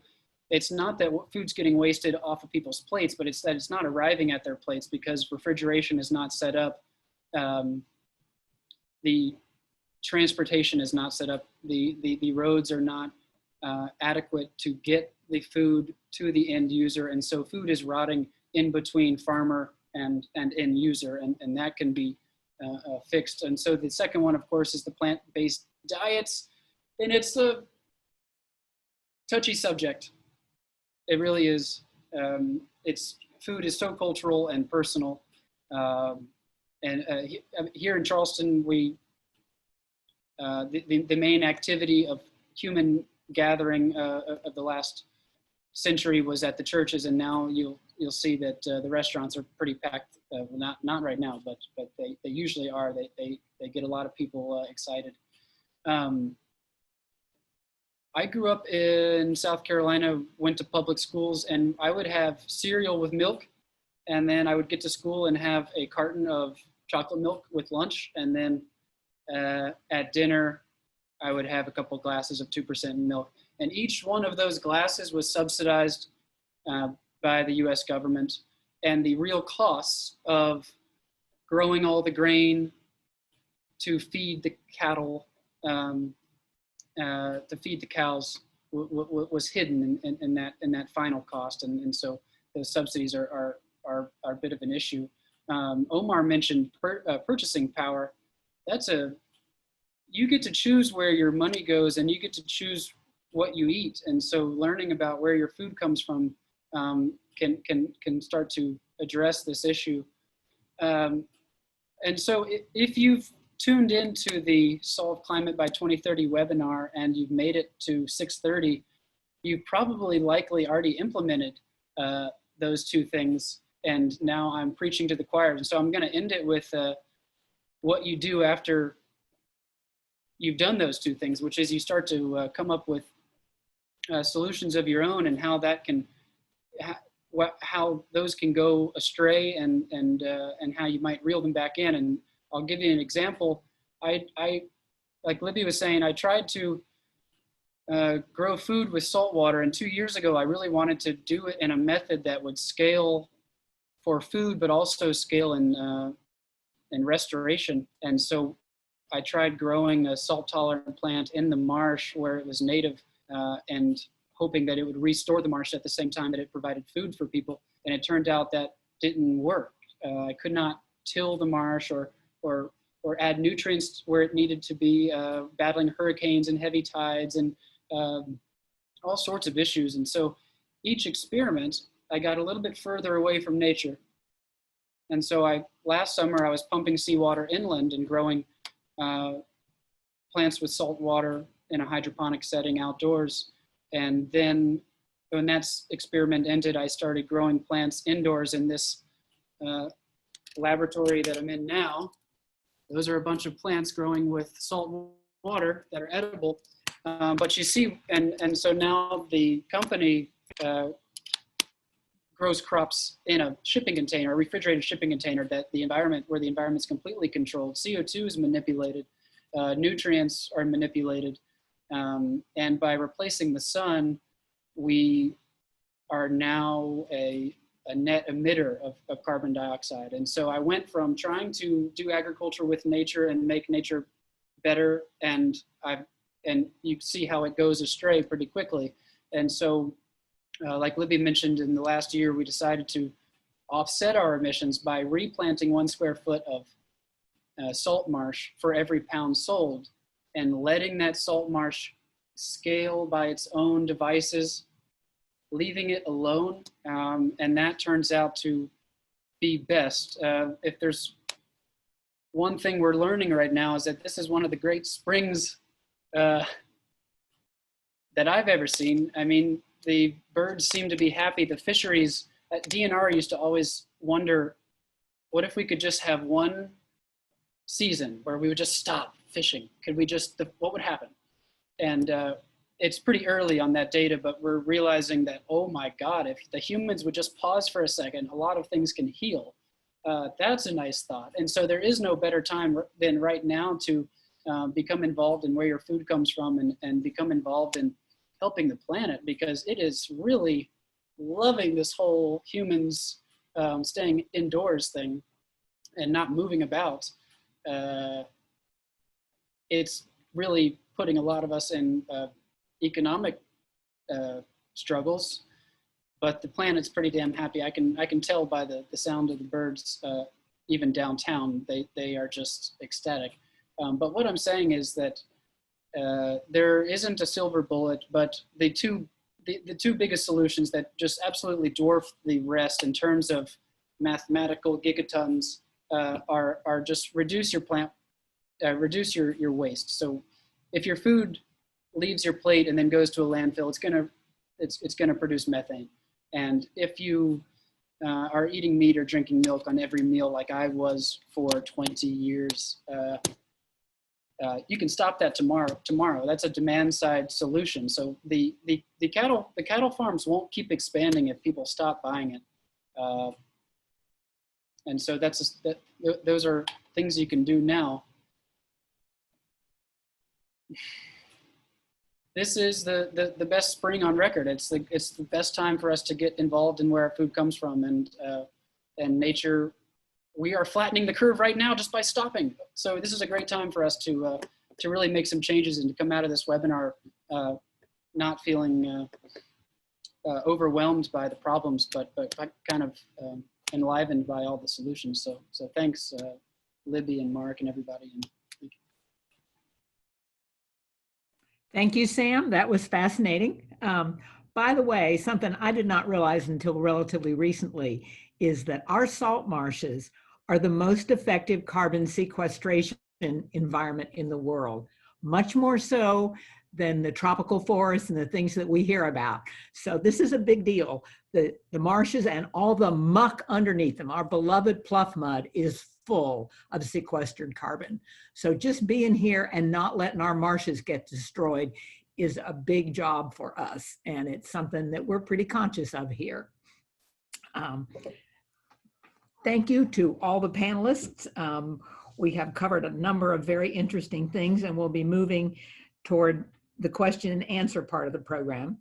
And I get to take advantage of my position as moderator to start that out. Mark, I have a question for you. Sometime in the 2000s, I think that I remember that Lindsey Graham and John Kerry jointly sponsored a bill to get carbon taxing, and that it was widely expected to pass with a lot of good things in it, and then it fell apart. Why is it that carbon taxing seems to make a fair bit of sense does not happen? Thank you, Libby. I don't know the details of the Kerry and Graham effort, but there have been a dozen or more carbon pricing bills proposed to the House and Senate. And I do know from speaking with Lindsey Graham as a lobbyist that he'd be one of the Republican senators to introduce a carbon tax in the US Senate. You're right, it's a very tough sell because people don't want to hear about more taxes. In fact, this is not a tax because all the money is returned to the American people, not adding to government revenues. But even people like James Clyburn and Joe Cunningham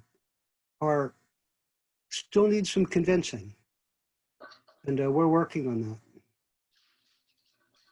Thank you, Mark. Omar, I have a question that you may or may not want to answer. It's clear from your presentation that residential solar, which is a solution that I think we all see as having a great impact, is not going to work in a conventional way in your communities. But I think you have a creative solution that you're working on to provide solar energy within your community in a different kind of a way. Are you comfortable talking about that briefly?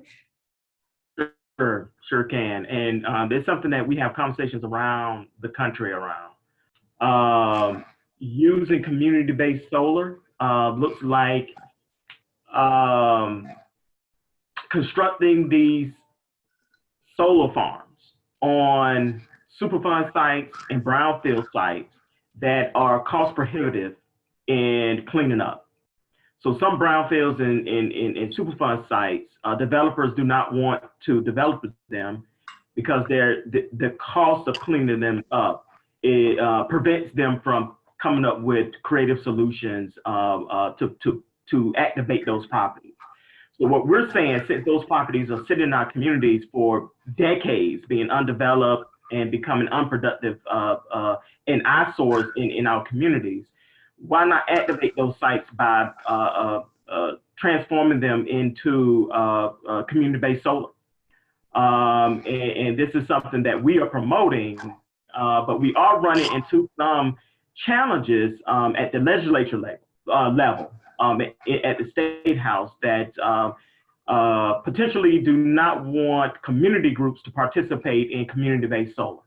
They want to reserve that as something that only businesses can participate in. So when you're talking about communities coming up with their own solutions, not only to energy, but creating something that could potentially train individuals in their communities that are unemployed and underemployed how to participate in a green economy, this appears to us to be a solution.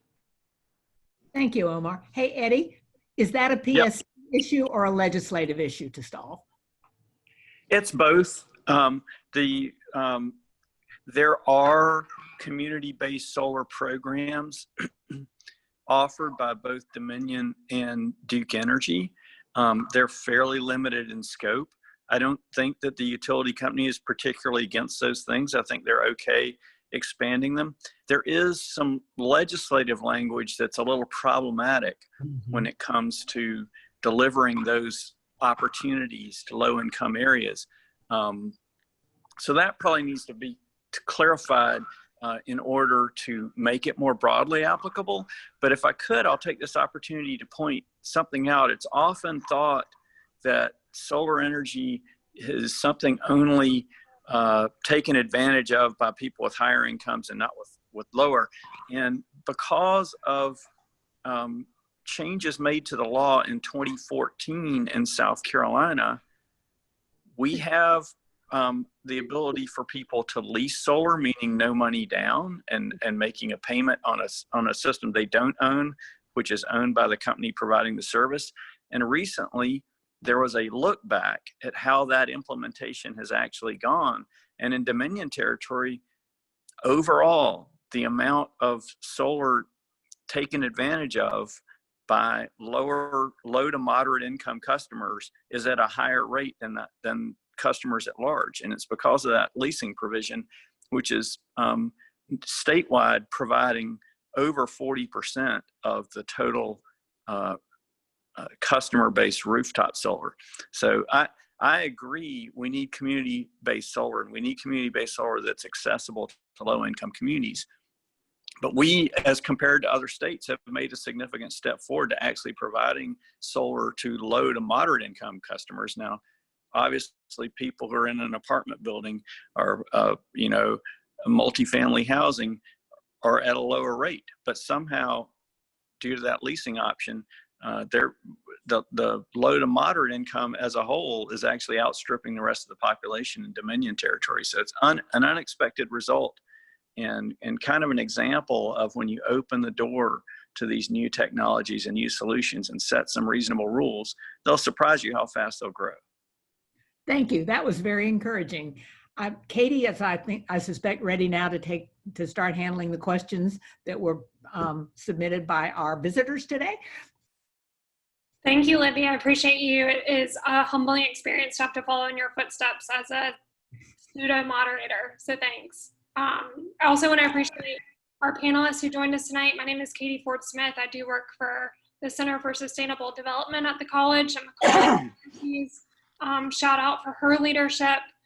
We have a number of questions rolling in and encourage you all to chime in with more. We've got about 15 more minutes and want to respect your time. So our first question that comes from the group, Brandy, thank you so much. I'm going to combo your question with Lisa's.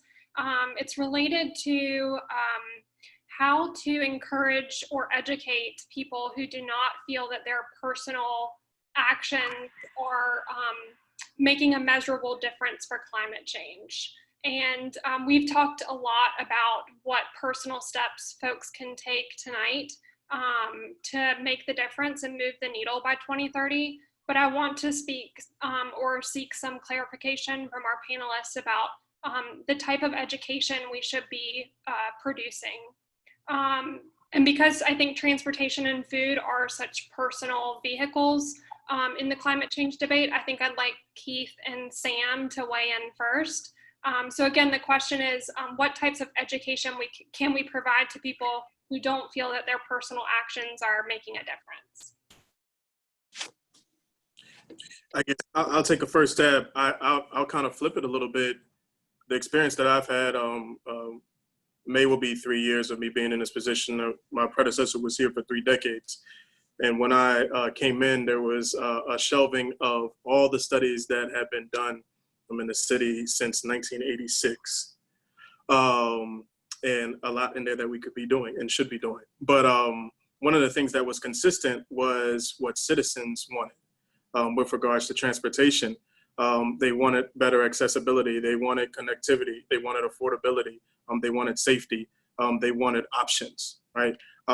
Now, for the everyday citizen, they might not contextualize that as them mitigating emissions or playing a significant role in climate change. Those of us who have the opportunity to sit in decision-making spaces have to interpret that in that way. And I think I feel, and part of the onus is on those who sit in the decision-making seat to be responsive to, at least in the Charleston area, what citizens have been asking for a long time. We just did the Plan West Ashley effort 2 years ago, which was a comprehensive look at what West Ashley should look like in the future from a housing, transportation, environmental standpoint. 84% of West Ashleans today leave West Ashley as an individual in their individual car. 84% every single day, right?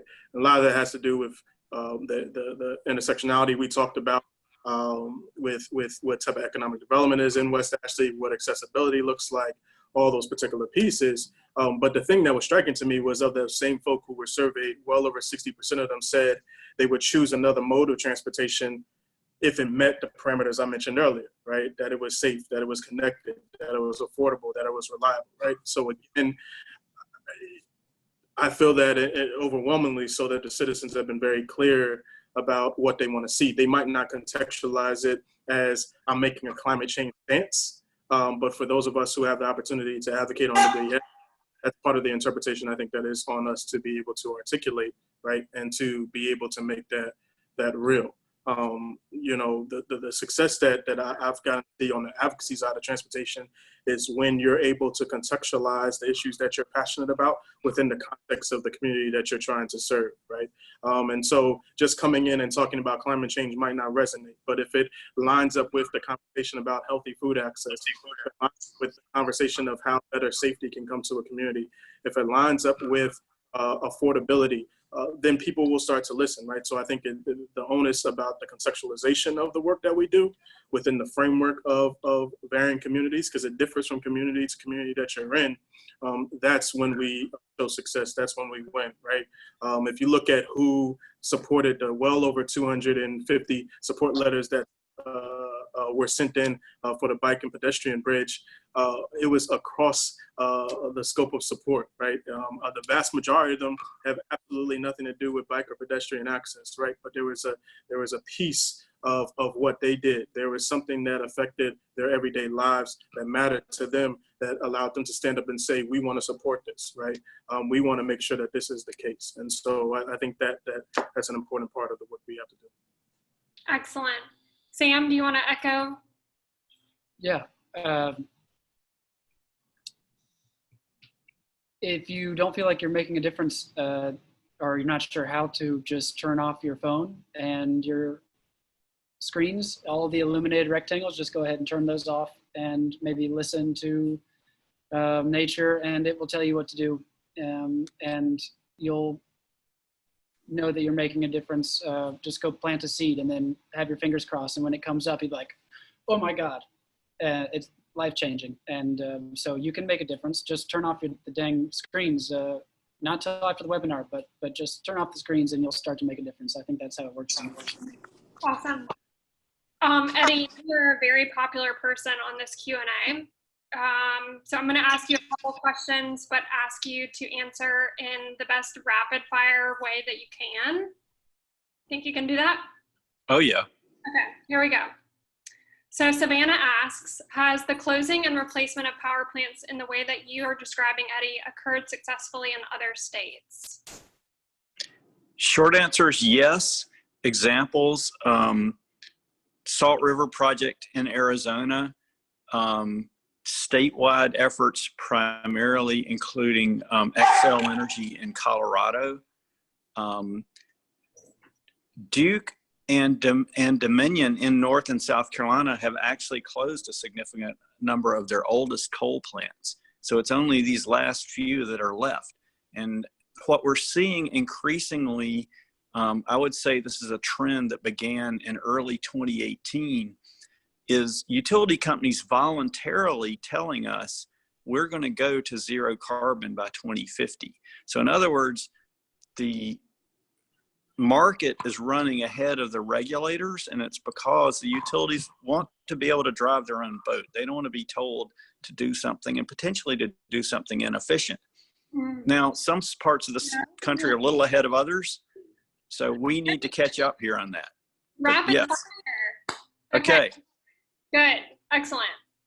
All right, Eddie, one more for you. Shout out from Allison Welch of the College of Charleston community. Allison, thanks for joining us. She says, thank you for your inspiring presentation, Eddie. In addition to the work that groups like the Coastal Conservation League and Conservation Voters of South Carolina are doing on the South Carolina Public Service Commission and CVSC in particular, in terms of electing candidates to the PSC, are there other actions that we can take as citizens or consumers to advocate for an efficient transition to renewable energy? Yes, we need to convey the message to our state legislators that we want action in the near term to manage the transition at Santee Cooper so that it heads towards 100% clean energy. Okay, awesome. And then just a quick follow-up. Are there other elected officials involved directly or indirectly in those decisions? I.e., who can we be calling, emailing, and visiting? It's mostly your state senators and your state reps. They have the influence over choosing the officials that are going to make the decisions, and they write the laws. But, I've been talking about the bare minimum and the low-hanging fruit. All of our local officials can also take actions that are part of the solution. But I tried to focus in on the biggest, most obvious, mission-critical thing. But all officials, because every local government has an energy footprint and has a role in investment in the local community, they all can play a part. Awesome. Thank you. And thanks for being brief. Mark, I've got a question for you, and this is a really good one coming from Lisa. What do we say to science deniers to buy into what's really happening with climate change? Good luck with that. I think climate deniers science deniers are really talking about something else. They have strong tribal and cultural identities with other people who are skeptical of, quote, intellectual elites and leaders, or else they have some faith-based grounding in a totally different worldview. I think you have to meet people where they are. Now, Citizen Climate Lobby is going to be putting on a webinar later in the month where the featured speaker is Catherine Hayhoe, a noted climatologist and evangelical. And if you can find that, and I'll make sure everybody has access to it, that would be the best. She could tell you a whole lot more than I can. But I find that most climate deniers, you get into a conversation where you meet them where they're at and you ask them what their real concerns are.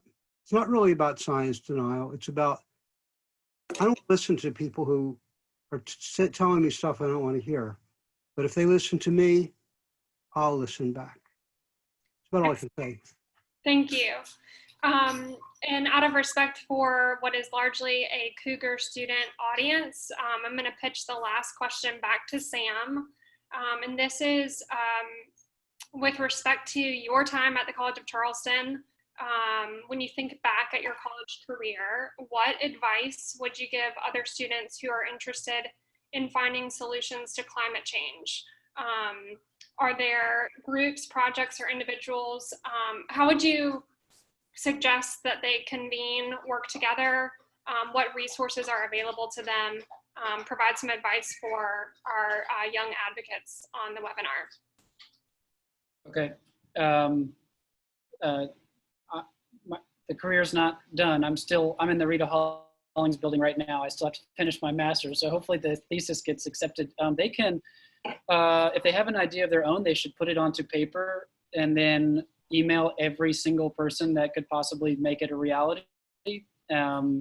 My partner's listening in on this, and she knows I get so frustrated when people don't answer my random emails, but a lot of them won't get answered. But if you have an idea, put it onto paper and then email the people that can make it happen. And then, since we're in an age of the next few months at least where we can't meet in groups, use the interwebs to connect. And as a very clear action item, they can just email me, and I've got work for them to do, and I'm overwhelmed. So, yeah, that's the skinny. Great, thank you. We are running out of time, but I'll just remind the folks who are still on with us that we will commit to answering every question that's still up in the Q&A on our Facebook page tonight, and we'll be checking in with our panel of community leaders and experts for those answers. So appreciate y'all's patience with us. We'll do that tonight, but I now have to turn the reins back over to Libby because she's the one who's really in charge. Whoa, who knew? I wanted in closing just to talk a little bit about activism. I suspect that everybody listening wonders if we can each do something about solving climate. I believe we can. Katie recently kiddingly described me as a, quote, badass environmental activist. I actually felt a little bit good about that, although I thought the badass might have been a little harsh. But the point is, these climate issues really matter. And if we decide to work together, particularly at a local level, we can really make a difference. Eddie was just alluding to this. I've put a link in the chat room for a video entitled 4 Levels of Engagement by Will Grant. Level 1 is at the individual level. You can, for instance, conserve energy. Level 2 is friends and family. You can convince your friends and family, or try to anyway, to conserve energy. Level 3 is the community level, the level where there are institutions, government, commerce, education, groups that all have an impact on climate change. For example, the Charleston City Council, local schools, local businesses, the port, for heaven's sakes. At level 3, each of us are known to some of these institutions, and we know some of the people in them. Level 3 isn't like trying to influence the US Senate to do the right thing. Level 3 is our community and our friends. And if we come together on issues we are passionate about, we can make a change at the local level. And a great deal of our lives are controlled at the local level. And to give one small example from my past, back in 2007, I wanted to put solar panels on my house. So I called SCE&G and said, how do I put on solar panels? And they explained that we didn't have enough sun in South Carolina for solar energy, and that they wouldn't let me put solar panels on my house. Well, for some reason, I just didn't like that answer very much. And I began investigating, out of sheer ignorance, how I could get that changed. And you heard discussions earlier about the Public Service Commission, and it turns out that's where you have to get it changed. And the local Sierra Club, and they're here and in Columbia, and people from here, we got together and started talking about the fact that we wanted solar panels and we wanted net metering so that we would get credit for the solar that we generated. And we kept meeting about it, and it was a lot of trouble. I had to prepare testimony in written form and deliver 25 copies to everybody on the planet. But we followed the procedures we had to, and eventually we went and appeared before the Public Service Commission, and they tried not to let us talk.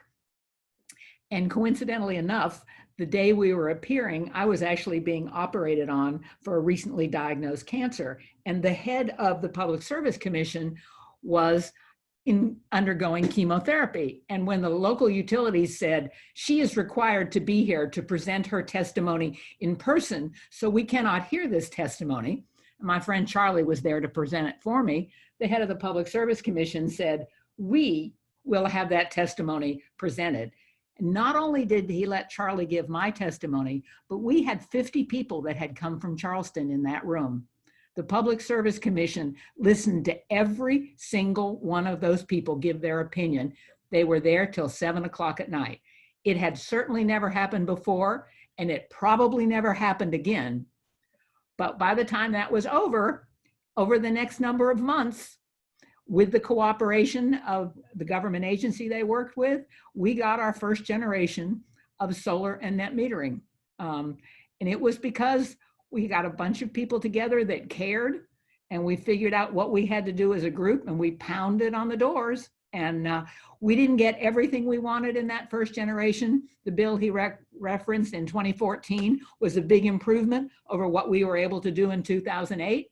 But I had solar panels on my house in 2008, and so did a lot of other people. So we can do this if we care about it. We just get together with our community and we figure out who in the community can make these changes, and then we go work with them to try and figure out a way forward.